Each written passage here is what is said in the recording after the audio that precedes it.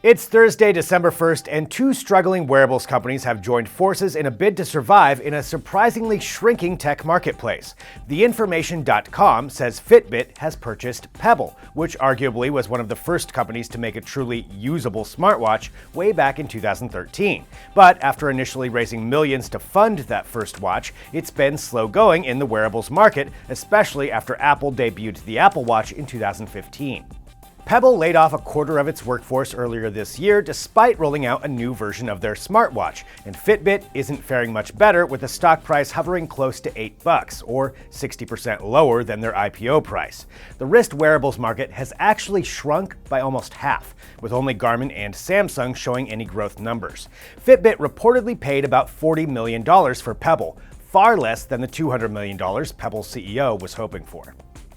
Remember these guys? For a lot of people, their first and maybe second, third, and fourth cell phone was a Nokia phone, mostly back before smartphones took over the world. Well, Nokia, the phone brand, which is no longer owned by Nokia, the giant Finlandian tech conglomerate, is plotting a comeback. Microsoft bought Nokia's phone biz back in 2014 in a bid to bring their Windows Phone OS to prominence, which didn't go so well.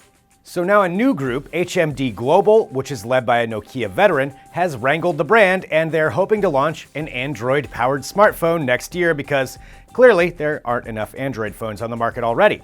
But Nokia does have that name recognition thing going for it, and HMD says they will also be making non-smarty feature phones, or burner phones as we like to call them, that will sell for as little as $20. That price point is especially popular in India and some other Asian countries, and HMD says their phones will be made by Foxconn, which also makes the iPhone and many other devices, so maybe there's hope.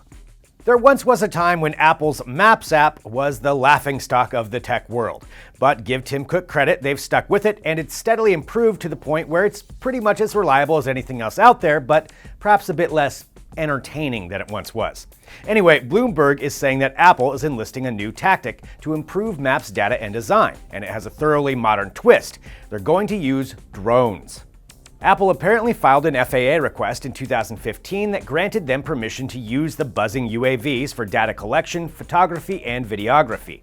The request also noted that Apple intended to use birds from drone makers DJI and iBotics, which makes pro-grade surveying and mapping flybots, including this impressive $21,000 hexcopter called the X6.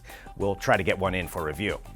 Anyway, Apple Maps is definitely more reliable and boring these days, but they still lack Google's Street View feature, so don't be surprised if a drone buzzes by while you try to track down that elusive Szechuan food cart.